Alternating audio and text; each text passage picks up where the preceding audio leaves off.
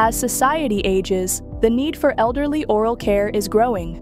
Traditional plaque detection is time-consuming and hard to access, especially in long-term care and rural areas. To address this, MIRDC has developed the system, Autofluorescence-based dental bacteria diagnostic device and oral care system, which uses UV light to trigger plaque fluorescence, eliminating the need for disclosing agents. Within just 5 seconds, users can visually assess oral cleanliness. Combined with a mobile app and AI image analysis, the system quantifies plaque severity and tracks hygiene trends in a precise and intuitive way. In the future, this technology will integrate with cloud-based data systems. It will be applied in daycare centers and home care services.